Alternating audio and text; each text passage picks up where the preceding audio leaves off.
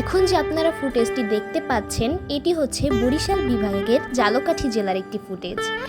তো আপনারা কম বেশি সবাই জানেন যে পুরো বাংলাদেশে এখন ট্রাফিকের দায়িত্ব পালন করছে স্টুডেন্টরা। ট্রাফিক পুলিশরা যতটা না যত্ন সহকারে তাদের দায়িত্ব পালন করত, তার থেকে বেশি ভালো পালন করছে এই শিক্ষার্থীরা। তারা ছোট মানুষ হওয়া সত্ত্বেও তারা কী সুন্দর এই দায়িত্বগুলো পালন করছে।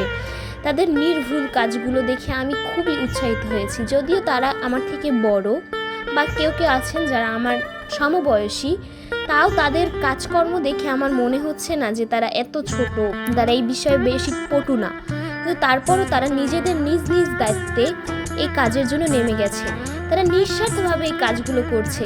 তাদের যদিও এই কাজের জন্য কোনো টাকা পয়সা দেওয়া হবে না, তাদের কোনো লাভ আছে, কিন্তু তারপরও তারা কত সুন্দর করে কাজগুলো করছে। তারা মাঠে নেমে পড়েছে। তাদের একটাই উদ্দেশ্য, তা হচ্ছে দেশকে কিভাবে সুন্দর করা যায়, দেশকে কিভাবে একটি শক্তিশালী রাষ্ট্র হিসাবে গড়া যায়। আপনারা যদি তাদের বাসায় খোঁজ নিয়ে দেখেন হয়তো বা জানতে পারবেন অনেকে এখন পর্যন্ত হাত দিয়েই খায় না, বাবা মা খাইয়ে দেয়, কিন্তু তারপরও তারা নিজেদের দায়িত্বে এই কাজে নেমেছে। বুঝতে পারছেন কত বড় একটা ব্যাপার। যাই হোক, আমাদের উচিত তাদের সহযোগিতা করা।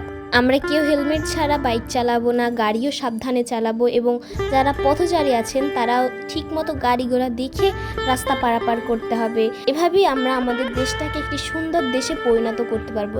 আমি 1952 ভাষা আন্দোলন দেখিনি, 1971 স্বাধীনতা দেখিনি, কিন্তু 2024 কোটা আন্দোলন দেখেছি, 2024 স্বাধীনতা দেখেছি।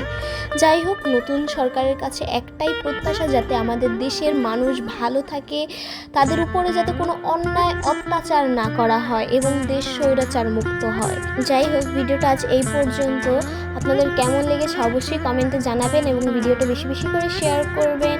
আমাদের দেশের জন্য দোয়া করবেন, দেশের মানুষের জন্য দোয়া করবেন। আমার চ্যানেলে নতুন হয়ে থাকলে অবশ্যই চ্যানেলটিকে সাবস্ক্রাইব করে দেবেন এবং ফেসবুক পেজ থেকে দেখলে অবশ্যই পেজটিকে ফলো করে দিবেন। সবাই ভালো থাকবেন, সুস্থ থাকবেন। নেক্সট ভিডিওতে আবার দেখা হবে। আল্লাহ হাফেজ।